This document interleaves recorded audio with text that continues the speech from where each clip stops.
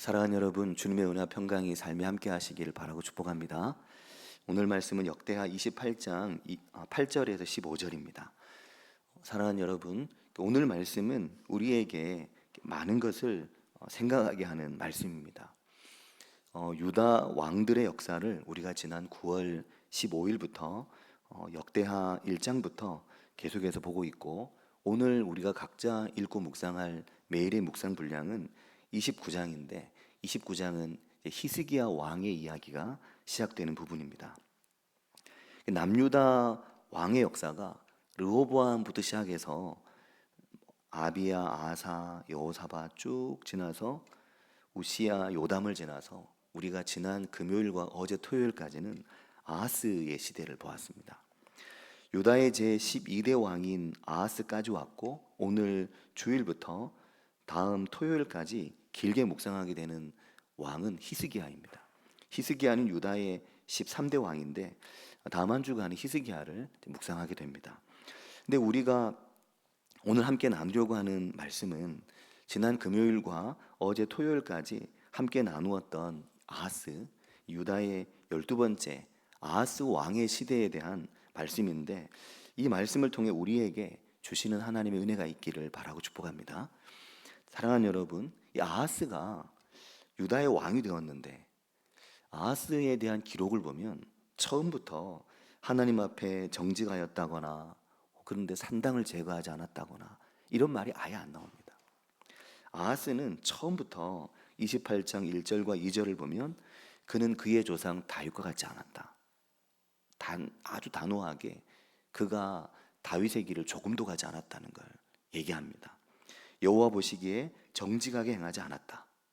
이스라엘 왕들의 길로 행하고 우상을 숭배했다. 그렇게 애초에 아하스에 대해서 그렇게 말합니다. 그의 우상 숭배의 역사에 대해서 상세하게 설명합니다.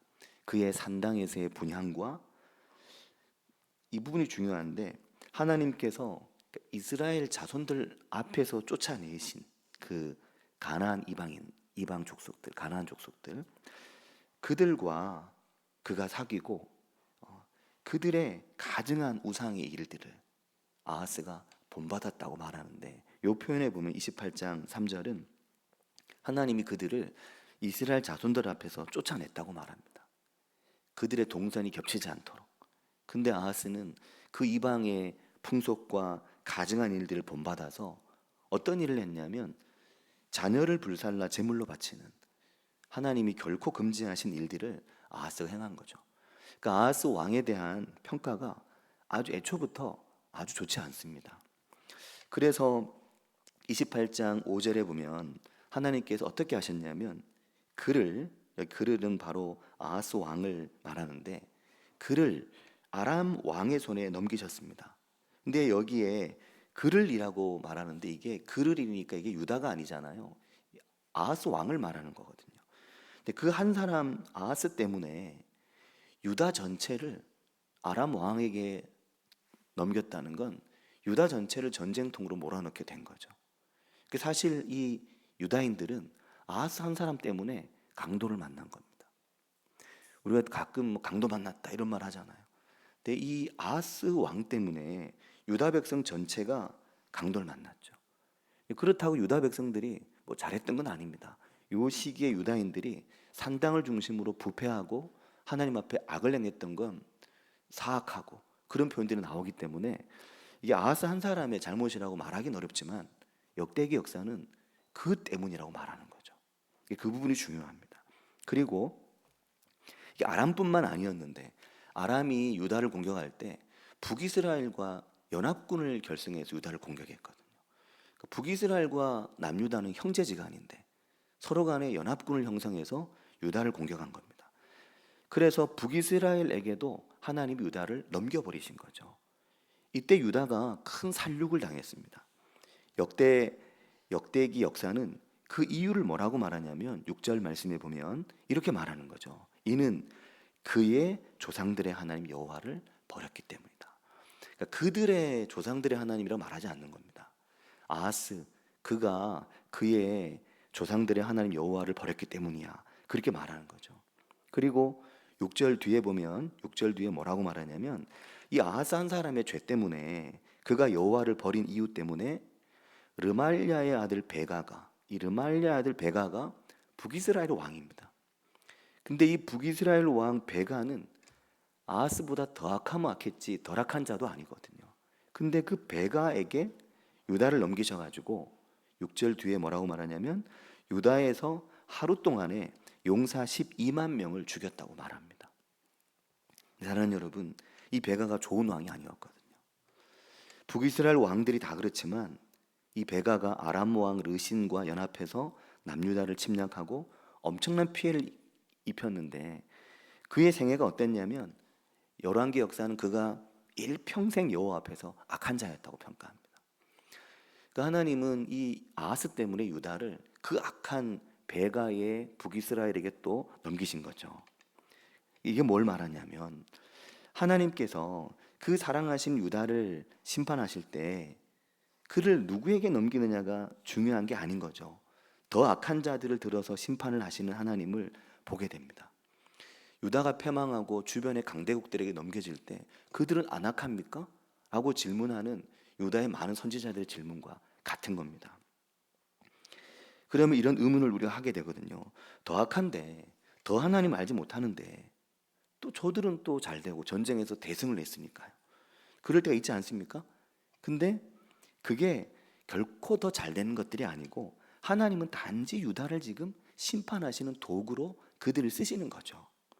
그리고 오늘 말씀 8절에 보면 이스라엘 자손들이 뭐라고 말씀합니까? 그 이스라엘 자손들이 그 북이스라엘 군대를 말하겠죠. 그들이 그들의 형제 중에서 그러니까 유다의 형제들 그들을 말합니다. 근데 유다인이라고 말 안 하고 계속 형제라고 얘기하는 거죠. 이게 의도적인 표현들입니다. 이스라엘 자손이 그들의 형제 중에서 그 뒤에 그들의 아내와 자녀를 합하여 20만 명을 사로잡고 그들의 재물을 많이 노력하여 사마리아로 가져가니 그렇게 말합니다. 자, 사랑하는 여러분, 역대기 역사는 그들이 형제다. 북이스라엘과 유다가 이걸 계속 말합니다. 이 말이 무슨 말일까요?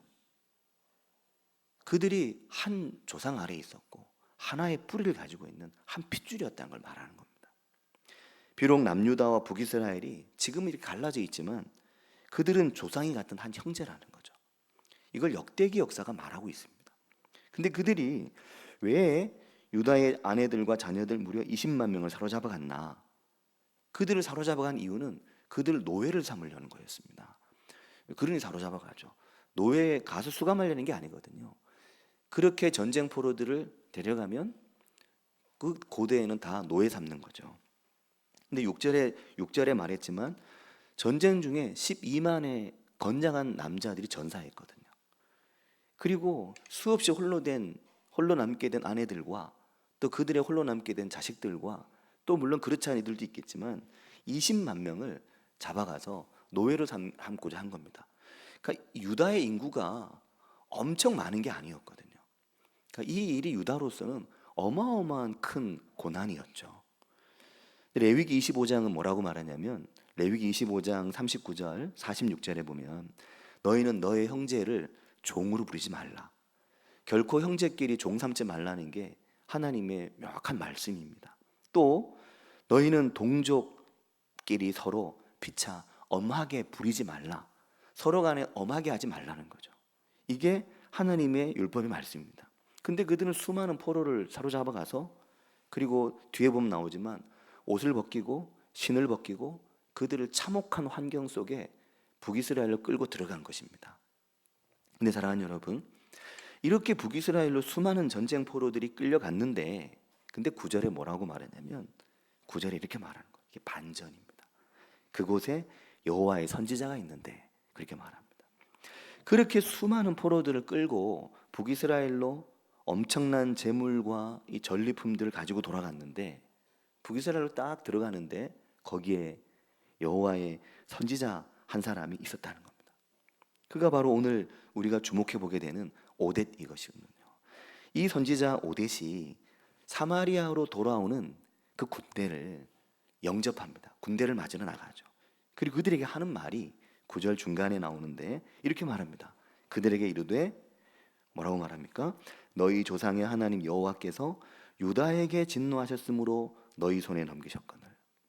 하나님이 유다에게 진노해서 너희의 손에 넘기셨는데 그렇게 말합니다. 유다에게 진노하셨기 때문에 너희 손에 넘기신 것이다. 그들이 하나님 앞에 범죄해서 하나님께서 단지 그 범죄한 그들을 너희들에게 넘긴 것뿐인데 너희가 왜 노기가 충천해서 그렇게 살육을 했느냐? 그들을 책망하는 겁니다.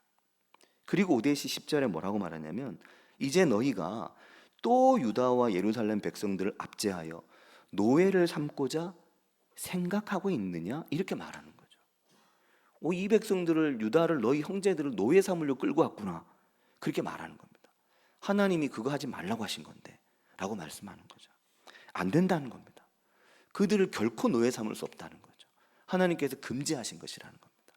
그러니까 우리가 생각할 때 북이스라엘은 여로보암, 르호보암, 솔로몬 이후에 갈라지면서 완전히 우상 숭배의 땅이 됐잖아요. 근데 그곳에 신실한 하나님의 예언자들, 선지자들이 있었던 거죠. 앞에도 우리가 보았지만 아달랴와 그 앞에 시대에 엘리사, 엘리야, 엘리사 그런 위대한 선지자들이 예언자들이 있었지만 이 오데시라는 사람이 또 등장하는 겁니다. 결코 안 된다는 거죠. 그들을 노예 삼을 수 없다. 그러면서 뭐라 하냐면 너희는 너희의 하나님 여호와께 범죄한 게 없느냐라고 말합니다. 이 말이 그들의 심장을 꽉 찌르는 말씀이 될 겁니다. 너희는 너희의 하나님 여호와께 범죄한 게 없냐? 너희도 범죄한 이들인데 하나님이 너희를 심판했을 때 만약에 너희를 유다에 넘기면 그래서 유다가 너희를 혹독하게 살해간다면 너희는 어떻게 했느냐? 너희는 범죄한 게 없느냐? 안 된다는 거죠.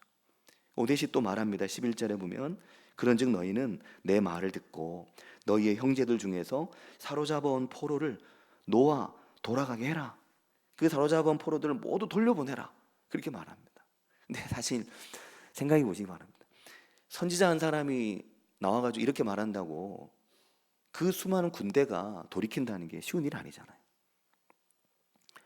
군대도 나름 계획을 가지고 움직이는데 한 사람 선지자가 나타나서 이거 안 됩니다. 다 놓아주십시오. 그렇게 말한다고 이게 쉬운 일이 결코 아니거든요. 이게 쉬운 일이 결코 아닙니다. 근데 놓아서 돌아가게 하라고 하잖아요. 그러면서 오데시 또 뭐라고 말하냐면 지금 너희들 우리의 일을 신경 써야 된다는 겁니다. 여호와의 진노가 너희에게 임박하다. 우리에게도 하나님의 진노가 임박하시다. 그렇게 말하는 거죠. 사랑하는 여러분, 오늘 말씀 우리에게 많은 걸 생각하게 합니다. 왕 한 사람, 아하스 한 사람의 범죄로 인한 여파가 너무나 크죠. 그런데 아하스가 어제 토요일 새벽 말씀에서도 우리 보았지만 아하스가 이 고난을 겪으면서도 아하스가 끝까지 안 돌이킵니다.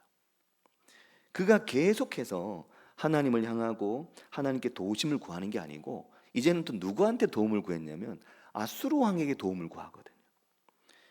그러니까 그가 완전히 영적인 감각을 이 아하스가 상실한 거죠. 영적인 감각, 영적인 균형 전혀 없는 겁니다. 하나님과 단 1%도 서로 맞닿는 접점이 없는 거죠.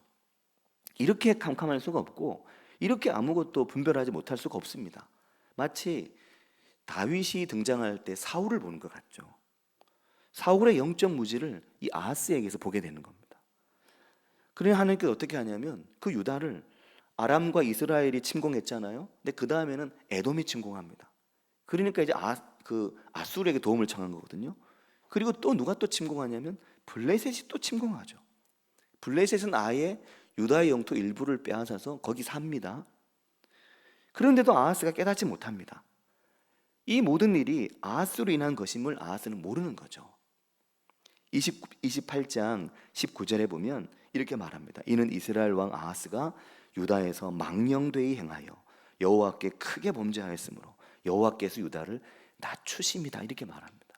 그 아하스 한 사람 때문에 유다를 그냥 하나님이 바닥에 던져버리신 거죠. 근데 사랑하는 여러분, 이 아하스가 28장 22절에 가면 이렇게 말합니다. 이 아하스 왕이 곤고할 때에 더욱 여호와께 범죄하여. 이게 완전히 망하는 길입니다.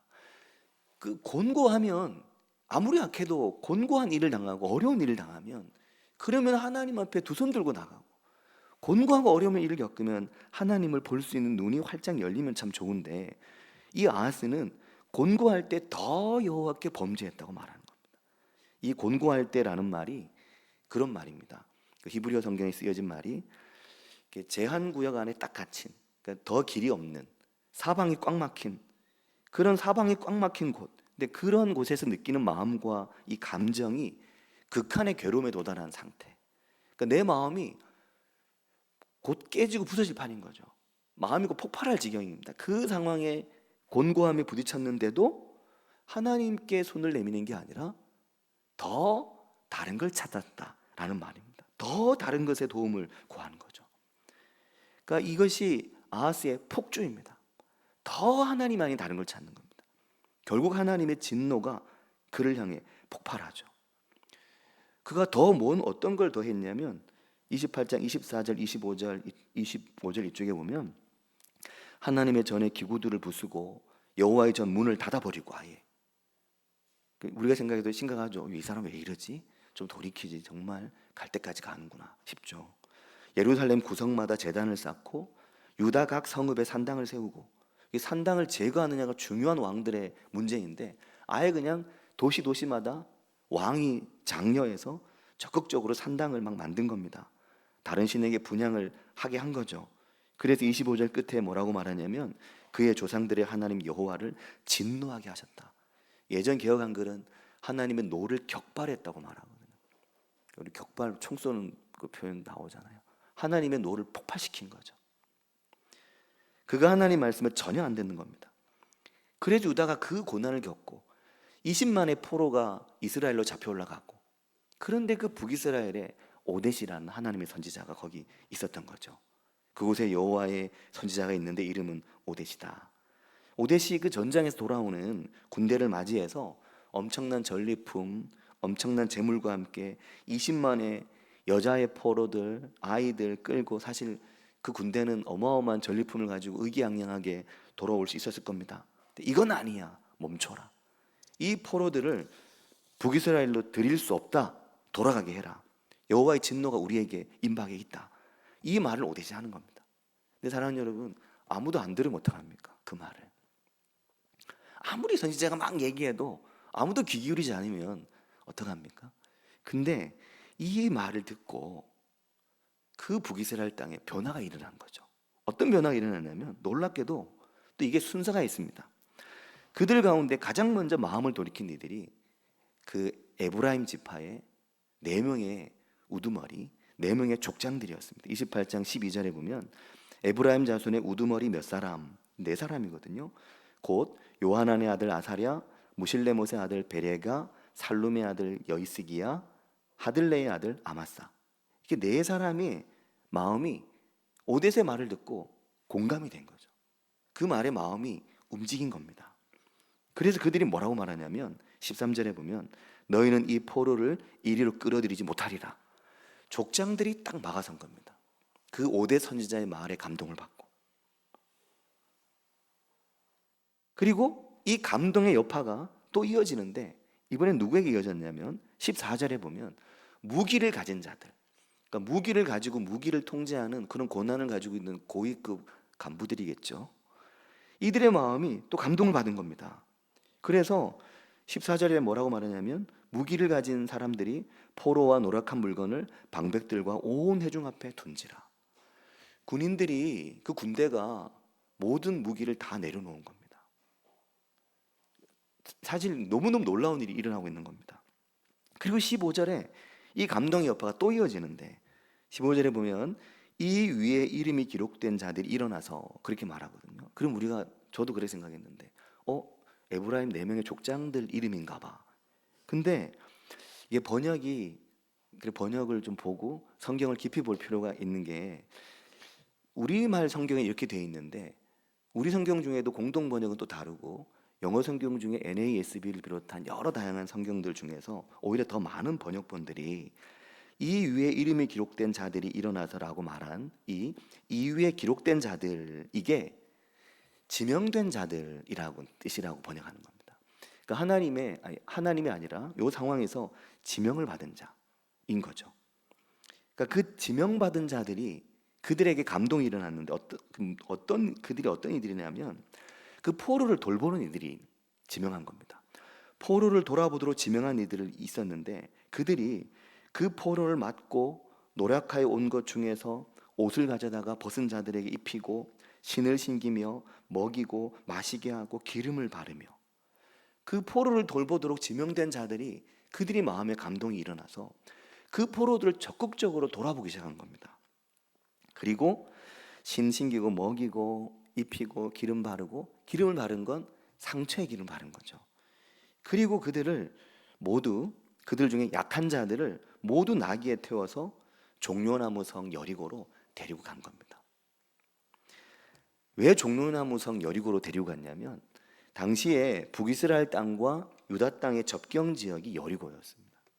그리고 거기는 이제 북이스라엘 땅이죠. 근데 거기를 지나면 이제 유다 땅이 예루살렘으로 들어가는 길이 연결된 통로이거든요. 그러니까 그들은 여리고까지 그들을 데려가서 그들을 유다로 돌려보냈는데 또 이 여리고가 단지 통로만이 아니라 이 여리고가 당시에 휴양지이고 요양하는 곳이었습니다. 그 부분 좀 뒤에 말씀드릴 건데, 근데 이 과정에서 그 포로들을 옷을 입히고 신을 신기고 기름을 바르고 약한 자들은 전쟁 중에 부상 입은 비틀거리는 자들은 나귀에 태우고 그들을 나귀에 태워 여리고로 데리고 간 거죠. 그럼 상상을 해보십시오. 20만의 사람들이 다시 여리고로 돌아가는데 예루살렘 유다 쪽에서도 포로들이 돌아오네 했겠죠. 근데 그들이 막 돌아오는데 수많은 여자들과 수많은 아이들이 돌아오는데 그 중에 비틀거리는 약한 자들은 나귀를 타고 돌아옵니다. 그리고 그들을 여리고까지 돌려보낸 다음에 그 형제들에게 돌려보내준 다음에 15절 끝에 보면 그 북이스라엘 사람들이 사마리아로 돌아갔다고 말합니다.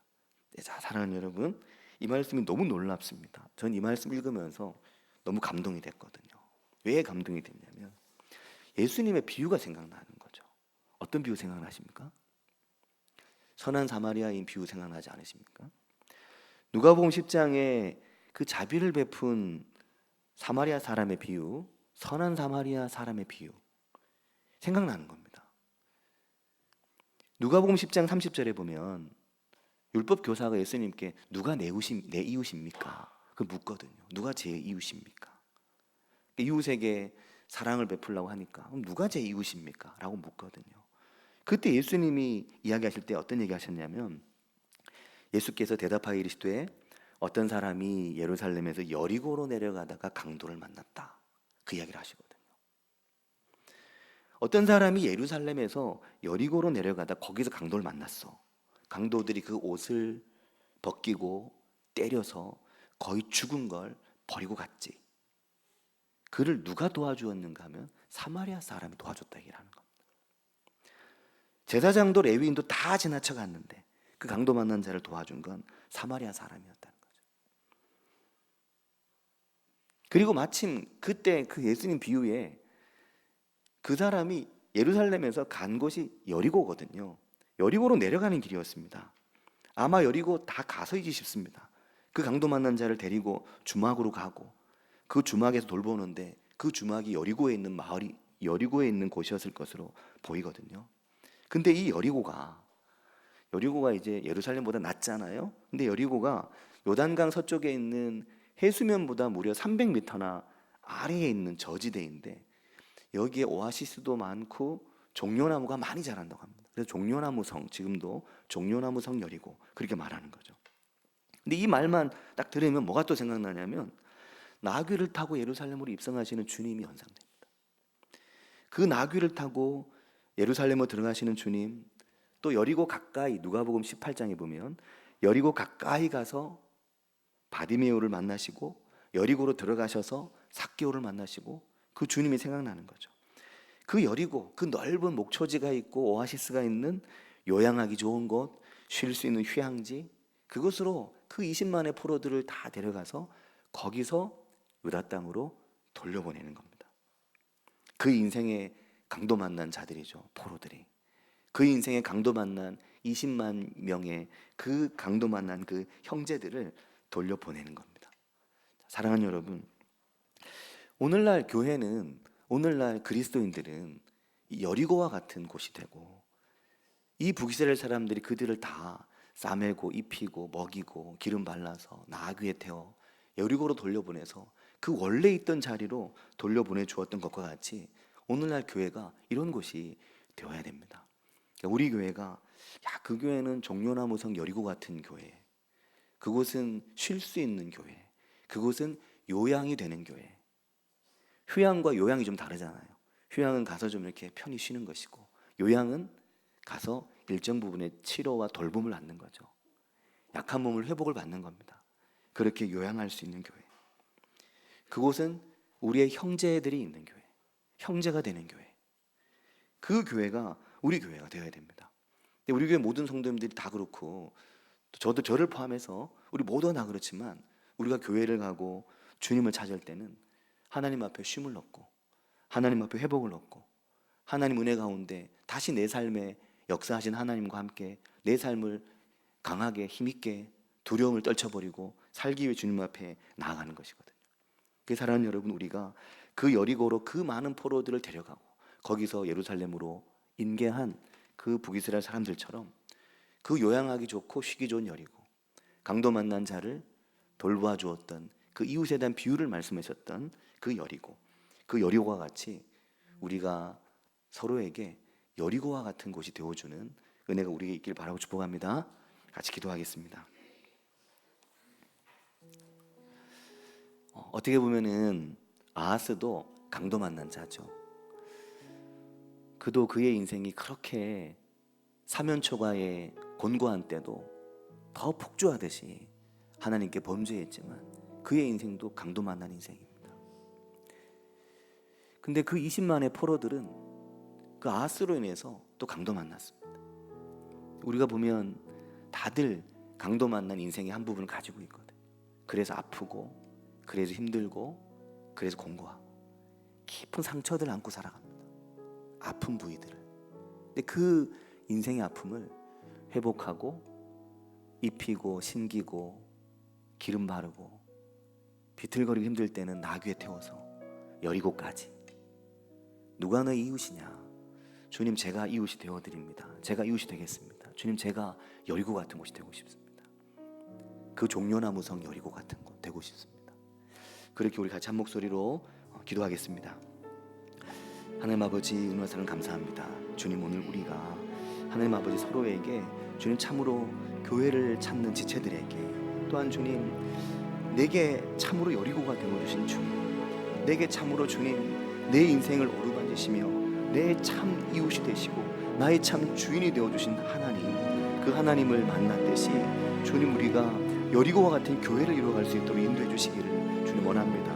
끌어안아주며 맞아주며 주님 참으로 입히며 신기며 먹이며 주님 기름 바르며 주님 나귀에 태우며 돌보는 그런 은혜를 저희들이 감당할 수 있도록 인도해 주시기를 주님 원합니다. 아버지, 돌아보면 강도 만나지 않은 인생이 아무도 없는데 주님 그 강도 만난 인생을 살아가는 이들에게 참으로 주님 우리가 좋은 여리고를 함께 이루어갈 수 있도록 주님 인도해 주시기를 주님 원합니다. 아버지, 역사하여 주시옵소서. 주님 기름 부어 주시옵소서. 주님 그 은혜 우리에게 도해 주시기를 주님 원합니다. 아버지, 주님께서 저희 가운데 함께 주시기를 주님 원합니다. 주님 저희를 인도해 주시기를 주님 원합니다. 아버지, 주님 저희 가운데 역사하시고 함께 주시기를 원합니다. 아버지, 하나님 아버지, 은혜와 사랑을 감사드립니다. 주님, 형제들에게 그렇게 할 수 없다 라고 말하는 오뎃을 말씀에서 보고 그 말에 한 사람 한 사람 그 포로들을 향해 들었던 폭력과 그 포로들을 향해 들었던 그들의 매소음을 거두고 그들을 돌보기 시작하고 옷을 입히고 신을 신기며 먹이며 기름 바르며 그들 중에 연약한 자들, 비틀거린 이들을 나귀에 태워 여리고까지 안전하게 데려가는 북이스라엘 사람들을, 사마리아 사람들을 오늘 말씀에서 봅니다. 하나님 아버지, 참으로 주님 오늘의 그 이웃이 되는 교회, 참으로 여리고 같은 곳이 되는 교회, 그런 주님이 기뻐하시는 교회를 저희들이 더불어 이루어갈 수 있도록 인도해 주시기를 간절히 원합니다.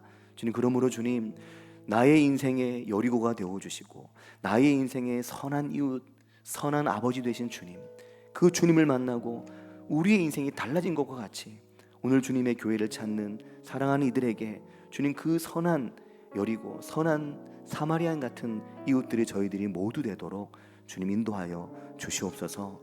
주님, 저희와 함께 해주시기를 바라고 나오며 예수님의 이름으로 기도합니다. 아멘.